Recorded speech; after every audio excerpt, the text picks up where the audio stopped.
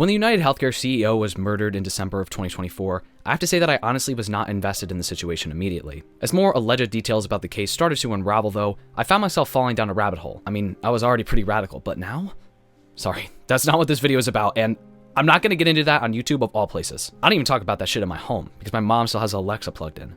No, rather, I fell down a rabbit hole into the suspected shooter's life. Who'd have thought that in 2025 I would be connecting and forming a parasocial relationship with an accused assassin? Well, I guess I could have seen this coming, actually. We found more about Luigi Mangione in the following days than I ever even knew about my own father. In January, I made an entire video about the situation because I was so invested in it. The most interesting part of all of this to me was that Luigi Mangione had chronic back pain, stemming from a condition called spondylolisthesis, a condition in which one of the vertebrae of your spine slips forward. I'd never experienced this exact condition, but I did have experience with multiple herniated disc and spinal stenosis. I knew how much your own body could punish you. I read all about Luigi's suspected Reddit post, his Twitter post, and so much more about him, like how he apparently ended up getting a spinal fusion in the summer of 2023 for his back condition. Most importantly though, I looked through his Goodreads. Before Luigi Mangione was arrested for the suspected murder of Brian Thompson, he had a public Goodreads account with a few dozen book reviews and about 265 books, shelved as both read and want to read. After the public found his account, it was quickly privated. Can't have them see some book reviews for an alleged murderer. Let's have them see rape and beheadings instead.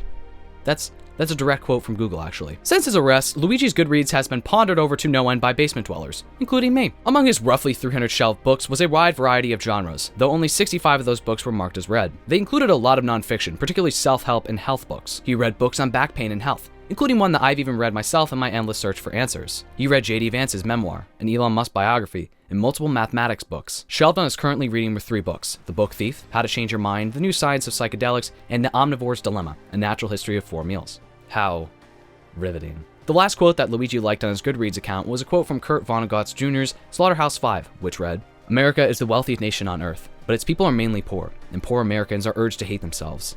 It is in fact a crime for an American to be poor, even though America is a nation of poor.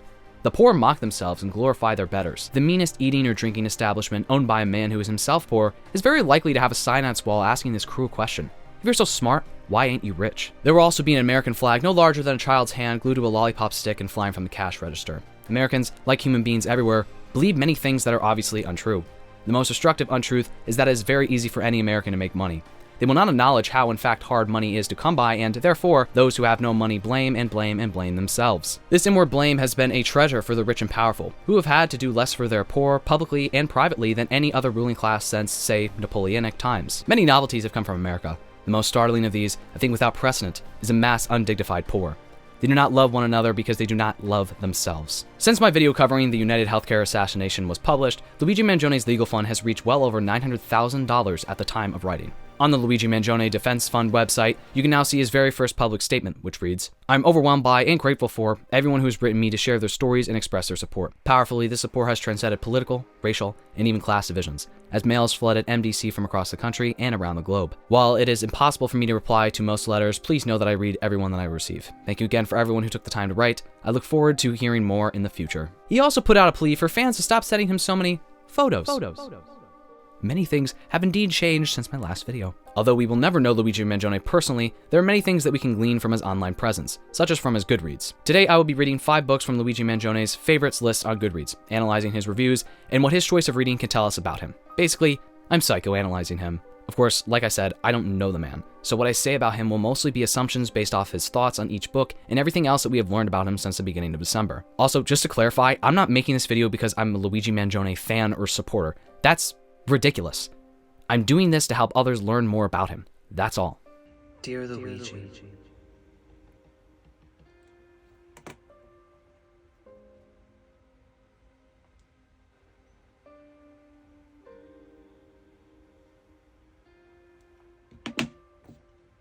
You up?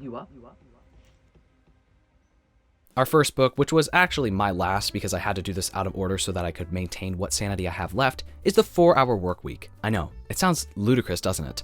I only work for 1 hour a week. 4 just seems absurd. Luigi gave The 4-Hour Workweek 4 stars, a written review and some Google Drive notes. His notes were largely uninteresting and essentially a summary of the book, though they only go up to about 2/3 of the book. I guess he also got sick of the author's crude humor. Thank God his notes were typed instead of handwritten though.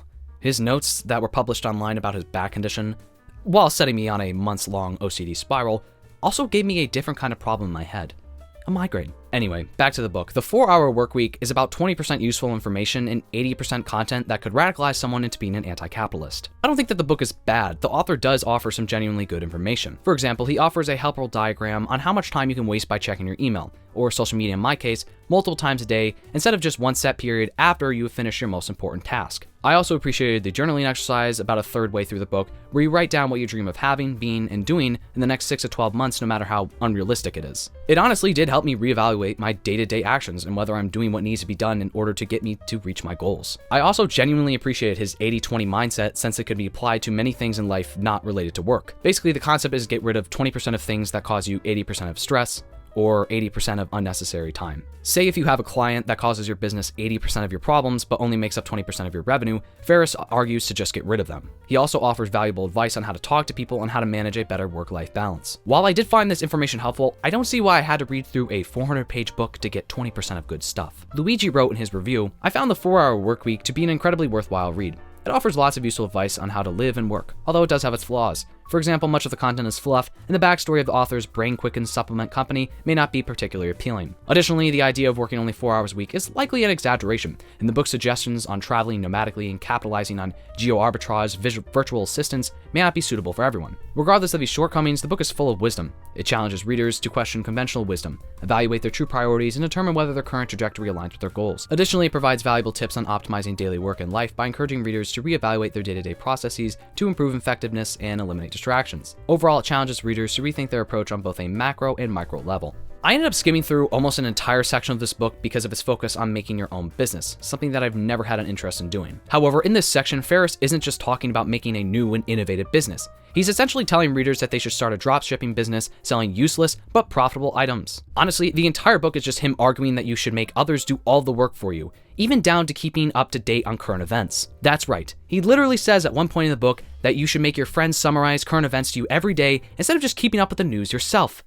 Talk about unpaid labor. The concept of a 4-hour workweek is an exaggeration. For the vast majority of people in the world, living requires us to work 40 or more hours a week. Do I want it to be different? Yes. But it would be impossible for everyone to skirt around 40-hour weeks by following Ferris's method. Ferris's whole message is just to get everyone else to do the work for you so that you can hopefully make a lot of money and get to do whatever you want, including living like a nomad. He has an entire section devoted on how to hire virtual assistants from other countries to do everything for you, all while only paying them dirt money. He claims that he's a part of the new rich, but I think he's just like the rest of the rich, an asshole. He is obsessed with time saving to a point of extreme.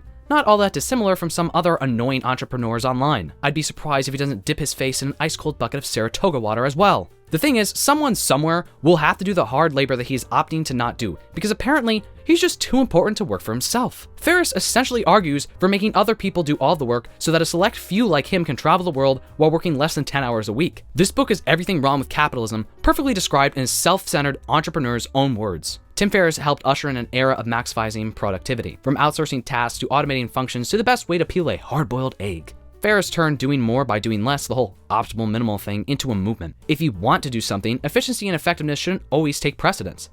As Ferriss now says, "I'm not focused on maximizing productivity, because that begs the question, to what aim?" I'm revisiting those questions and my answers to those questions during this time. As Ferriss now says, not everything that is meaningful can be measured, nor should everything that is meaningful be measured. Besides that, through no fault of his own, a lot of the information in the book is outdated due to when it was published. Ferriss includes a lot of websites and other resources that are not useful anymore. Luigi wrote as a note in his review in 2023. At the end of each chapter, the book lists several websites and digital books that may have been the latest and greatest in 2007, but today are either commonplace or obsolete. Regardless, much of the general advice is still relevant and universal. For example, timedriver.com may no longer be an operational website, but the advice to automate and avoid time-consuming back and forth scheduling is as useful as ever. The book clearly shows its age though, including a quote from Bill Cosby that civilization had too many rules for him. Luigi has a sense of humor too?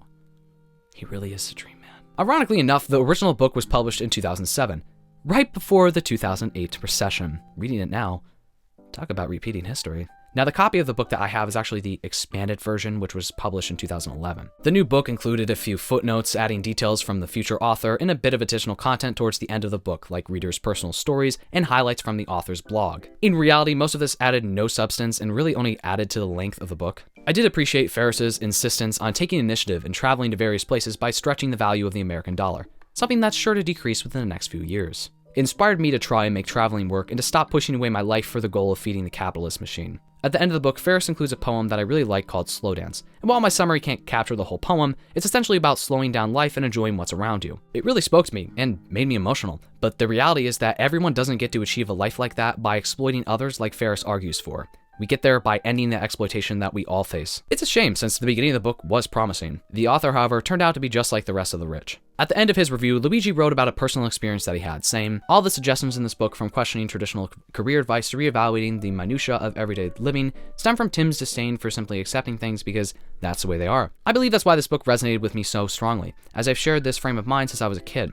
I'm reminded of his long-standing debate at my childhood dinner table. Whenever we'd eat steak, I would use my knife in my left hand and my fork in my right, which would infuriate my mother. She would remind me to cut with my right hand since I was right-handed and to switch my fork to my right hand for each bite. When pressed for a reason, she'd reply, because that's how to cut. Dissatisfied, I'd press further. She'd reply, because that's proper manners. As a 6-year-old, I found this to be the most pointless and inefficient process in the world, and I voiced this opinion.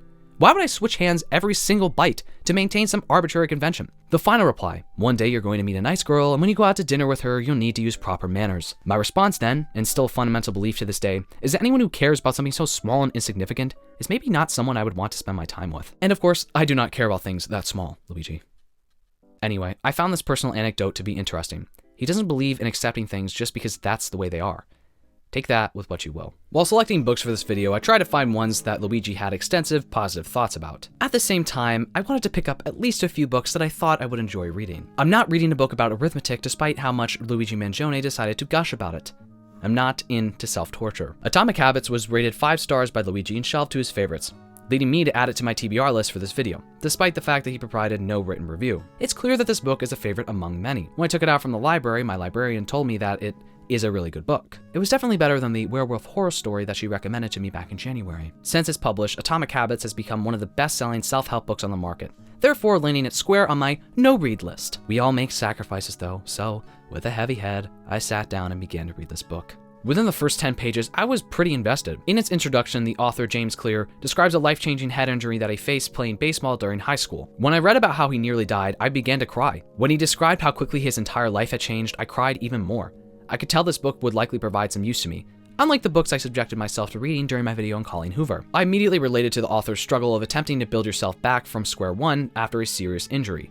It's crippling, literally, but also mentally. Where do you even begin? In the first portion of the book, Clear describes how simple habits can change your entire identity in life. The rest of the book centers on his self-developed 4-step process that creates great habits. Make it obvious, make it attractive, make it easy, and make it satisfying. The same idea can be inverted to break bad habits. Make it invisible, make it unattractive, make it difficult, and make it unsatisfying. For the first 2/3 of this book, I actively ate it up. I was hoping to find some new tricks to make it through my own injury and working my way back to where I was physically last October. By the end of the book though, I found that it was becoming more repetitive and less useful to me. For example, I appreciated Clear's idea of habit stacking, which increases the likelihood that you'll stick with a habit by stacking a new behavior on top of an old one, each one acting as a cue for the next. It's a simple idea, but not one that I'd actively thought of doing before. Another simple yet effective idea that Clear presents is the idea of pairing an action you want with an action that you need to do. For example, after you pull out your phone, you respond to some emails, then you check social media. The most insightful thing I got out of this book, however, was a small tidbit at the very end in the appendix. Peace occurs when you don't turn your observations into problems.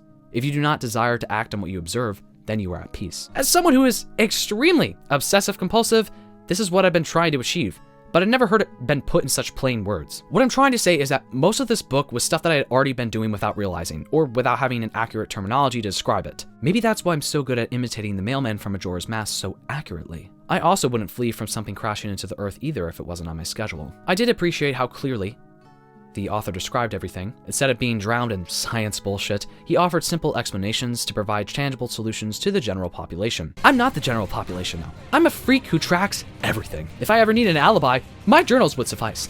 So they might incriminate me for other charges, but that's beyond the point. For someone like me who is extremely invested in habits and routine, a lot of the tips that the author provided were things that I already knew. If you're not like me, aka you're of a healthy and average mind, then this book could likely help you out with your habit formations. I will say though, a lot of the content referenced throughout the book is available on Clear's blog for free, if you catch my drift.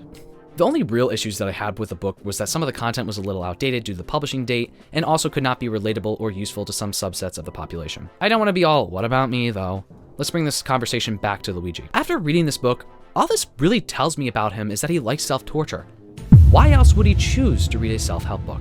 This little book packs a punch. That's all Luigi Mangione had to say about how to break up with your phone, the 30-day plan to take back your life. He also rated it 5 stars in his review. Like the 4-hour work week, he also left behind a little link with his full notes. Who would have thought that Prince Charming himself could have possibly had an unhealthy relationship with his cell phone? I'm being facetious, but I also can't lie that I'm genuinely surprised, since when you consider his social media activity, it doesn't seem like he used his phone all that much. His notes on the book weren't very interesting or telling. He summarized each chapter very thoroughly without drawing any comparisons to his own life. At the end of the document, he wrote in a summary of the second half of the book saying, "If you try to cut back on your phone use without first figuring out what you're trying to achieve or avoid, you're doomed to fail. Either you'll relapse or replace with another similarly destructive habit." How to Break Up with Your Phone was the first book that I decided to read for this video. Like Luigi's notes, it wasn't very compelling. Now, that's not to say that it didn't have its positives. I found that the author explained the negative relationships we all have with our phones very well, with some illuminating questionnaires, studies, and anecdotes included. The thing is, like his other self-help books on his favorites list, I would have never picked up this phone in my own time. I am actually a little normal like all of you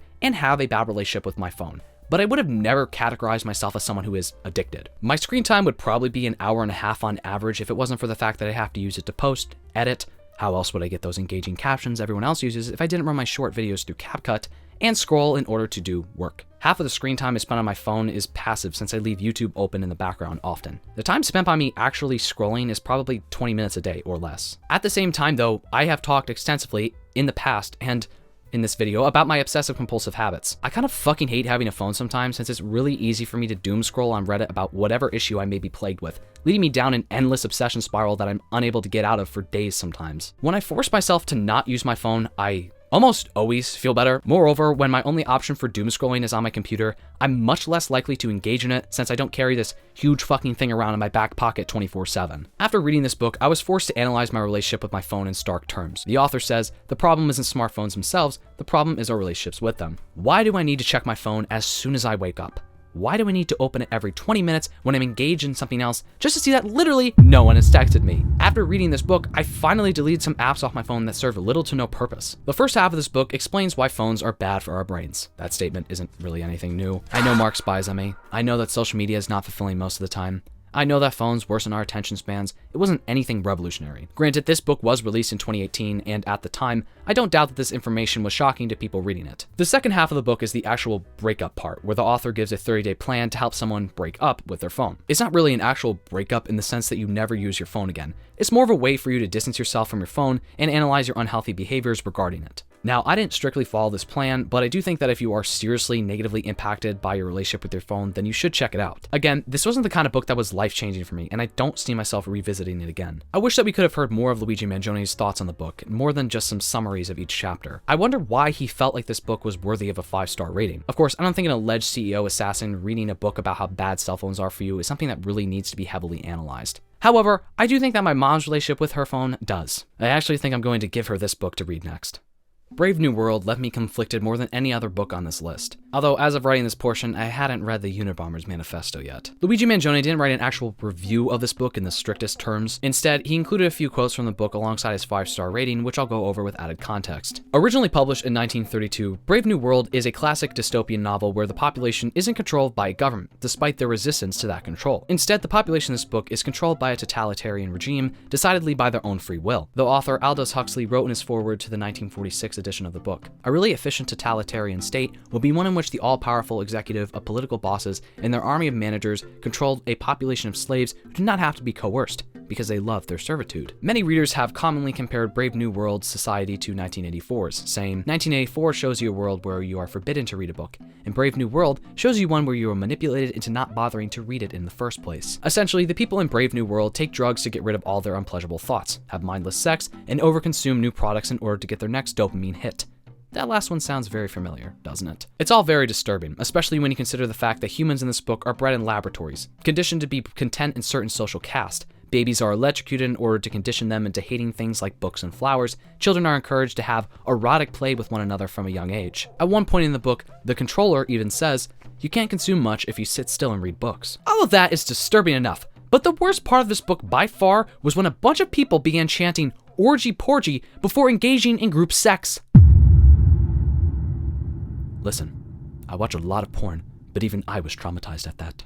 One of the most interesting things that are ever present in many dystopian novels is the death of the individual. In Brave New World, being in solitude is frowned upon. and thinking of oneself as removed from the collective is practically heresy. I find this interesting because while this idea can hold true in some authoritarian societies, what I find more common, at least here in America, is hyper-individualism and an anti-collectivist attitude. Every man is for himself, refusing to make sacrifices for the betterment of the collective. If something doesn't affect me, then why should I care? Huxley couldn't have possibly predicted everything though. Despite this, many fans of the book are adamant that Huxley's world is an accurate reflection of modern-day society. As Huxley remarked in Brave New World Revisited, the civil libertarians and rationalists who are ever on the alert to oppose tyranny failed to take into account man's almost infinite appetite for distractions. It is true that Huxley's idea for a totalitarian state would be much easier to reproduce than a 1984 type of government, but I found that many of his predictions were over-exaggerated and not comparable to Western society, particularly in America today. It's worth noting that Huxley was British, and more notably, hot, so his perspective is different from someone like me who was born and raised in the United States. However, readers around the world have found Huxley's world to be an accurate representation of society today,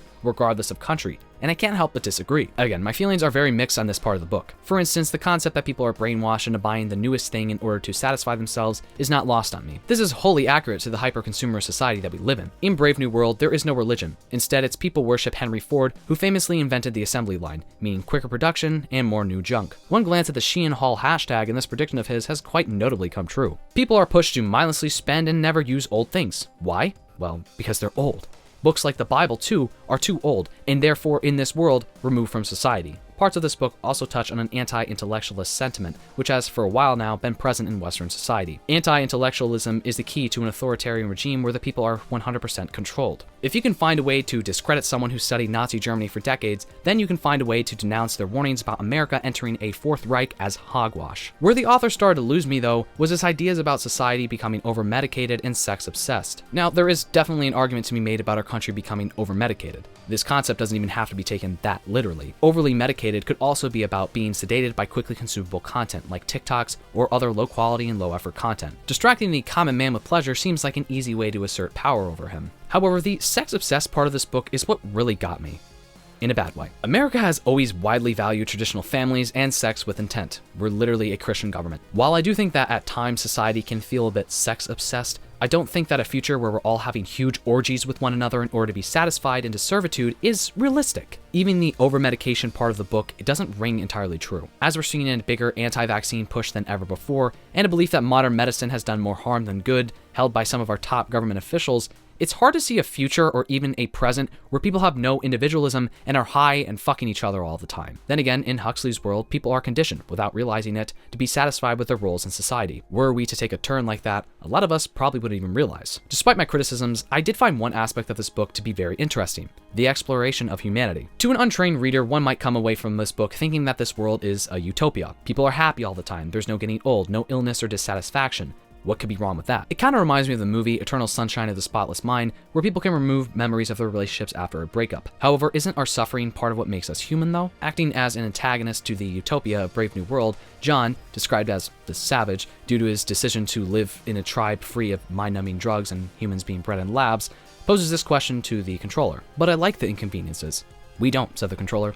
We prefer to do things comfortably, but I don't want comfort. I want God. I want poetry. I want real danger. I want freedom. I want goodness. I want sin. In fact, said Mustafa Mond, you're claiming the right to be unhappy. All right then, said the savage defiantly. I'm claiming the right to be unhappy. Not to mention the right to grow old and ugly and impotent, the right to be tortured by unspeakable pains of every kind. There was a long silence.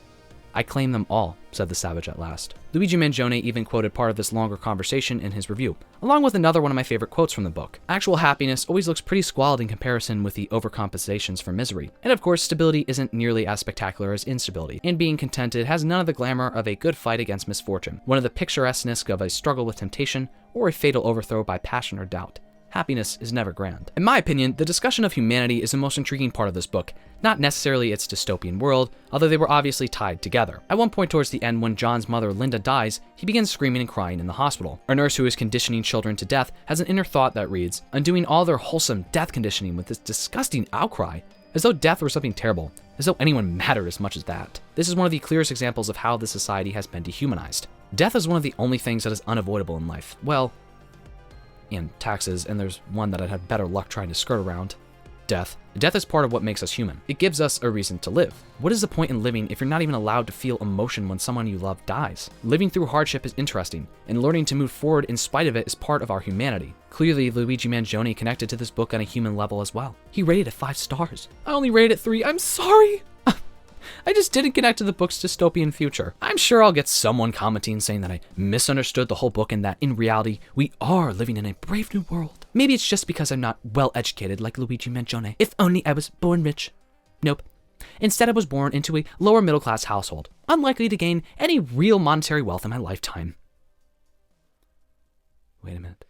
I've saved the best for last. By far the most interesting book on Luigi Mangione's red shelf was a book by the one and only Unabomber, Theodore John Kaczynski. Industrial Society and Its Future was Unabomber's written manifesto published by the Washington Post and the New York Times after Ted Kaczynski threatened to kill more people unless both media outlets published his writings. In June 1995, hefty packages arrived in the mail rooms of the Washington Post and the New York Times with identical contents, single-space typed copies of a document called Industrial Society and Its Future, with a note from an anonymous sender who said he would kill again unless the newspapers published the manifesto in its entirety within 90 days. The manifesto provided critical clues to his identity, and 6 months and 2 weeks later, the Unabomber was captured. Now, I had only really heard about the Unabomber through pop culture references, so I had no idea what I was getting into when I decided to read his manifesto. If you were unaware of his actions, the Unabomber case refers to a series of bombings carried out by Ted Kaczynski in the United States between 1978 and 1995, primarily targeting individuals associated with universities and airlines. Kaczynski's actions resulted in 3 deaths and 23 injuries. His bombs were often sent through the mail, and he became known for his ability to evade law enforcement. The nickname Unabomber came from the FBI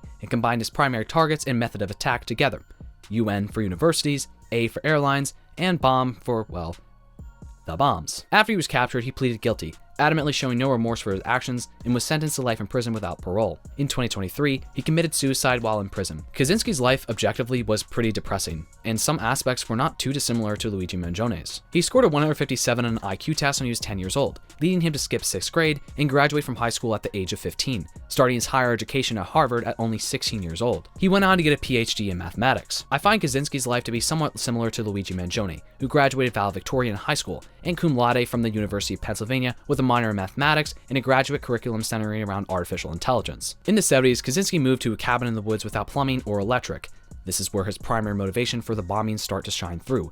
Kaczynski hated modern technology and largely blamed it for the problems humanity was facing in the world. Essentially, he wanted to start a revolution where power grids, internet services, and so on were put offline. Obviously, this would have led to the death of millions, perhaps hundreds of millions of people in the short term, but also in the long term. Like I said earlier, I was completely unaware of Kaczynski's motivations. I truly was not expecting what was in his manifesto. Before we get into my thoughts though, let's not forget about our primary suspect. I specifically chose this book from Mangione's shelves because he, for one, had an actual written review under the book, which is what I was looking for in this video. More than that though, this book and Mangione's review is by far the most intriguing when you consider what he is currently being accused of. In my video about the United Healthcare incident, I've read an excerpt from Mangione's written review in which he gave the book 4 stars. His entire review reads as follows. Clearly written by a mathematics prodigy, reads like a series of lemmas on the question of 21st century quality of life. It's easy to quickly and thoughtlessly write this off as a manifesto of a lunatic, in order to avoid facing some of the uncomfortable problems it identifies. But it's simply impossible to ignore how prescient many of his predictions about modern society turned out. He was violent, rightfully imprisoned,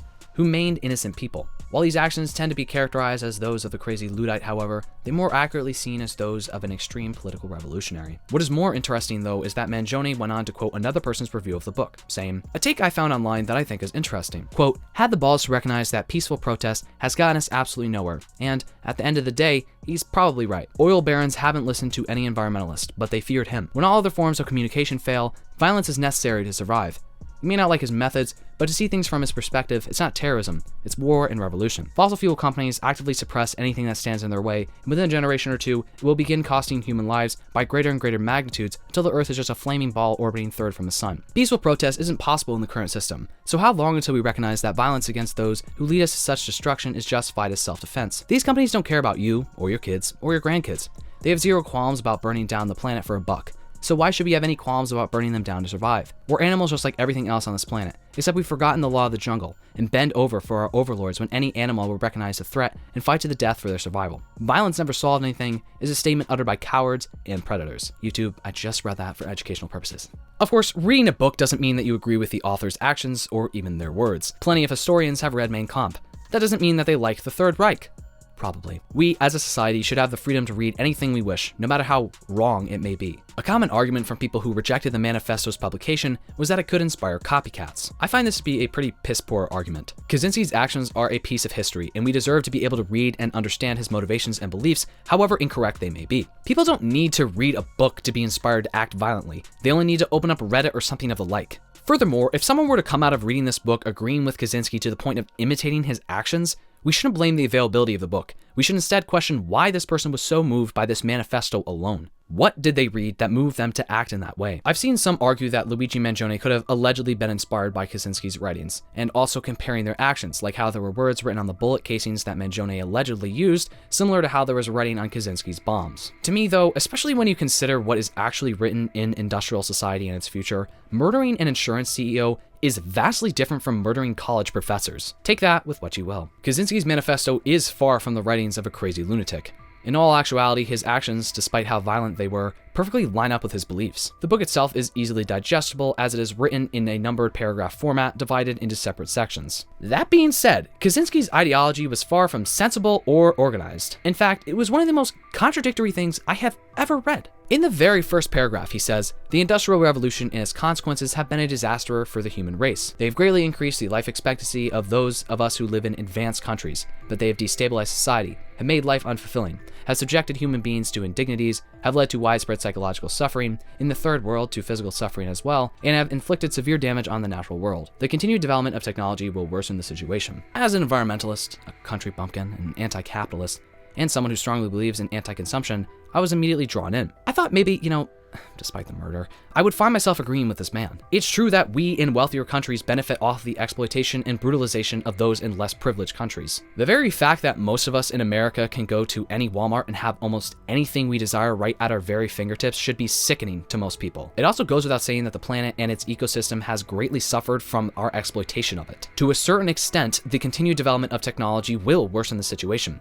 but it's less of an issue with the technology itself and more of an issue with how it's made and distributed. For example, Shein puts out hundreds of new products a week, exploiting workers and the planet simultaneously to get cheap products out as quickly as possible. Is it necessarily modern textile technology that has caused this, or is it the fault of corporate greed and those who continue to spend thousands of dollars on their shitty clothing hauls? Kaczynski acknowledges that not all technology is bad, such as medical advancements that save people's lives. But he does argue that you cannot pick and choose when it comes to his revolution. It's all or nothing. For to him, all modern advancements in technology are bad. Man, through only 10,000 years of evolution, has moved past its primitive ways. Now we have Google.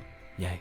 Kaczynski argues that the root of our psychological problems is a lack of desire. We need to hunt and gather in order to feel fulfilled, not work 9-to-5s for 40 plus years, sitting on our phones in isolation. A problem is identified, but his solution is far beyond radical. It's tyrannical, genocidal. As he says in paragraph 4, this is not to be a political revolution. Its object will be to overthrow not governments, but the economic and technological basis of present society. We attribute the social and psychological problems of modern society to the fact that the society requires people to live under conditions radically different from those under which the human race evolved and to behave in ways that conflict with the patterns of behavior that the human race developed while living under the earlier conditions. Although instead of ever identifying capitalism as the problem and an anti-capitalist revolution as the solution, Kaczynski would rather go on for pages about how leftism is one of the most widespread manifestations of craziness in our world. Kaczynski describes leftists as socialist, collectivist, politically correct types, feminist, gay and disability activist, animal rights activist, and the like. Though he goes on to say that not everyone who is associated with one of those movements is a leftist. He claims that the psychological tendencies that underlie modern leftism are feelings of inferiority and over-socialization. He goes on to claim that terms that have been deemed politically incorrect only garnered those negative connotations by leftists themselves. As an example, he uses the word Negro, which he claims originally had no negative meaning, yet he completely leaves out the reason why words like these were deemed negative in the first place. Hint, it wasn't leftists who did that. In the case of the aforementioned word, the turning point came when Stokely Carmichael coined the phrase Black Power at a 1966 rally in Mississippi. Until then, Negro was how most Black Americans described themselves. But in Carmichael's speeches in his landmark 1967 book, Black Power, The Politics of Liberation in America, he persuasively argued that the term implied for Black inferiority. Among Black activists, Negro soon became shorthand for a member of the establishment. He does go on to make a few good points about the issues with modern day liberalism, because I don't find that these issues are problems that most actual leftist groups face, such as how people who are offended about certain terms are often people offended on behalf of those marginalized groups, rather than those from the groups themselves. Those who are most sensitive about politically incorrect terminology are not the average black ghetto dweller, Asian immigrant, abused woman, or disabled person, but a minority of activists, many of whom do not belong to any oppressed group, but come from privileged strata of society. However, these valid critiques are overshadowed by his rantings about how leftists hate white males, America, and anything that has an image of being strong, good, and successful, saying the leftist hates America and the West because they are strong and successful. While he vaguely mentions how leftism often coincides with anti-imperialist and anti-capitalist beliefs, he completely shrugs these aside and instead claims that leftists hate America because he, the leftist, has an inferiority complex. War? What? No! I hate America because I like to be cucked. The leftist wants society to solve everyone's problems for them. He is not the sort of person who has an inner sense of confidence in his ability to solve his own problems and satisfy his own needs. Again, Kaczynski does present some valid critiques of leftism. Another one is that the leftist often does not criticize the same issues that they criticize in America when they are present in communist countries or within marginalized communities. However, any good point he makes is floundered by his insistence in raving about the ideologies of the leftist. Kaczynski hates collectivism, arguing that man is more fulfilled and free when in extremely small groups or when by himself as an individual. He argues that true freedom is more important than humans being part of a larger collective, saying that leftists largely associate with collectivism because the leftist can feel strong only as a member of a large association or a mass movement which he identifies himself. Kaczynski feels as though the modern man has lost freedom because he is not in control as an individual. Again, he is not entirely wrong, but instead of tangible solutions, he instead drones on about how collectivism is ruining society, imploring that we return to small tribes where we do not act or even communicate with other people outside of those groups. More importantly, he argues that man should be able to make all of his choices as an individual, without any regulations or government to hinder his freedom. Clearly, to Kaczynski, the individual's rights are more important than the betterment of the collective. Kaczynski is also under the impression that the obsession with morality in leftists actually does more harm than good,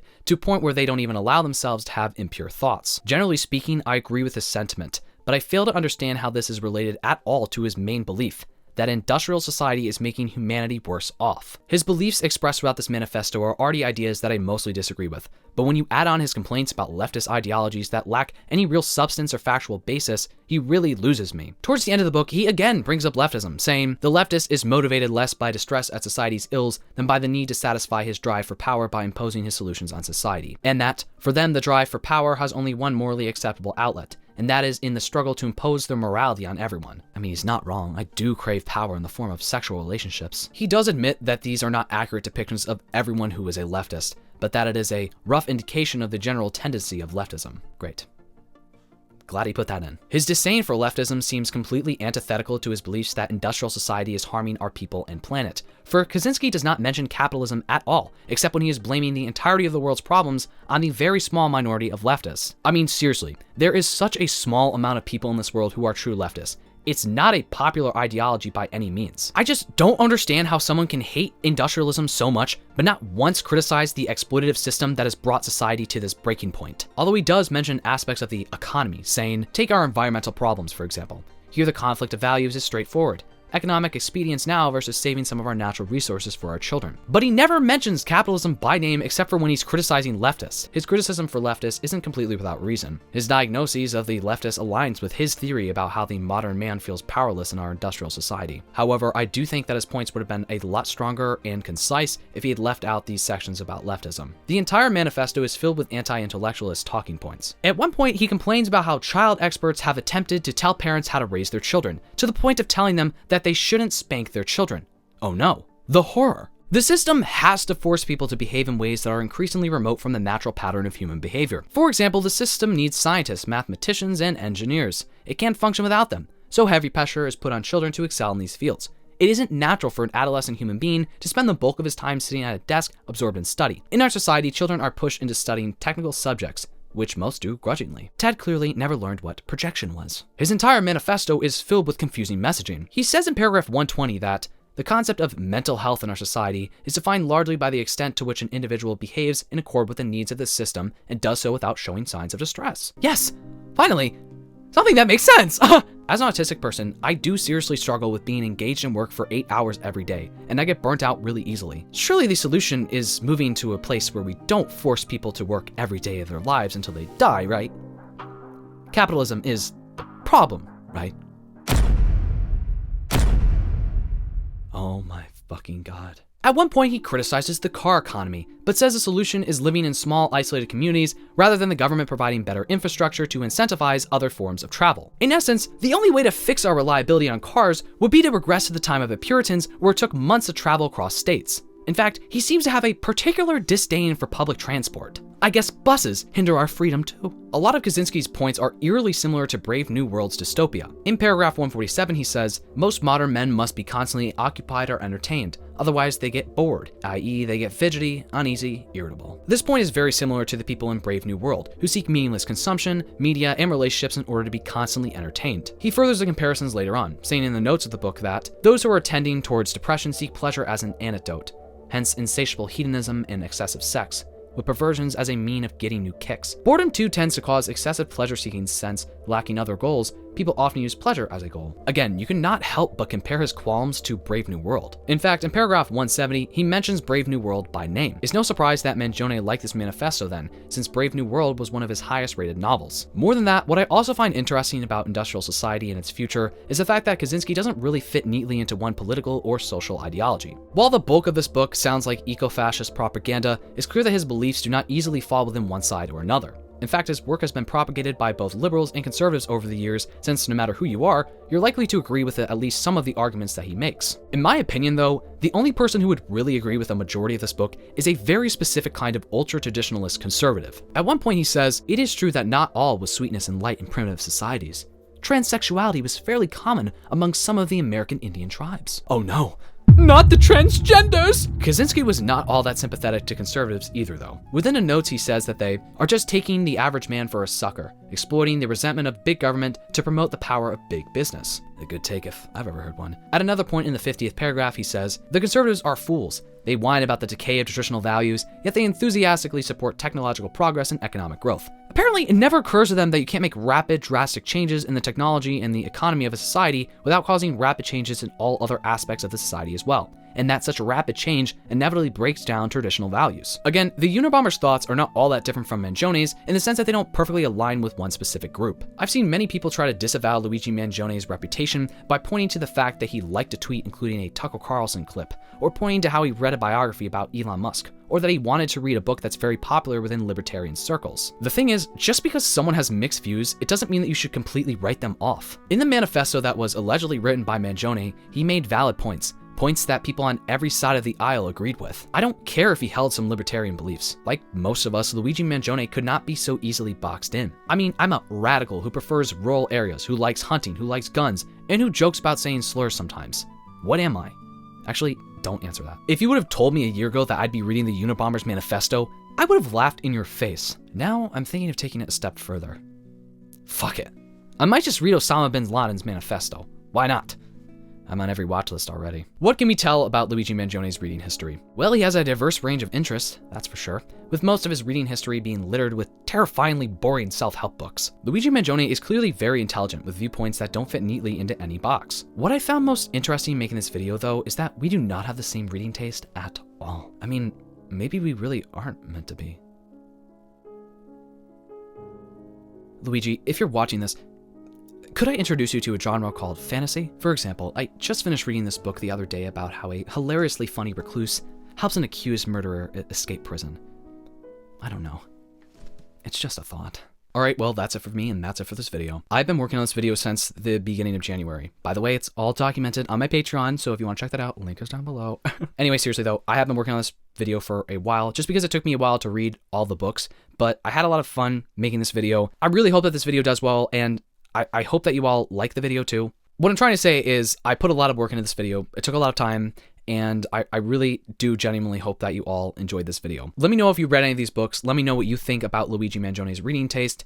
Did you disagree with any of my opinions? I'm sure you're going to share it all down below. Just comment down below. Anything you want to comment down below. If you like this video, give it a thumbs up. And if you like me, you can subscribe. I post videos about whatever I feel like talking about. So that sounds like your thing. Make sure to subscribe and turn on the notification bell so you know when I post a video. Before the video ends, I want to give a special shout out to my Patreon members who are part of my Alpha and Delta tiers. Thank you so much to Zelkova Saltz, Olivia Schutt, Romana Zhuravko, Mail and Weird Items, and Dallas Andrade.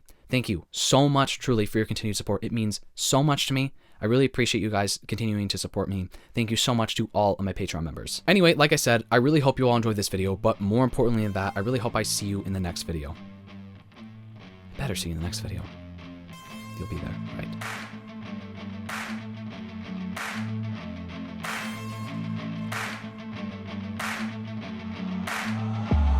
Goodbye.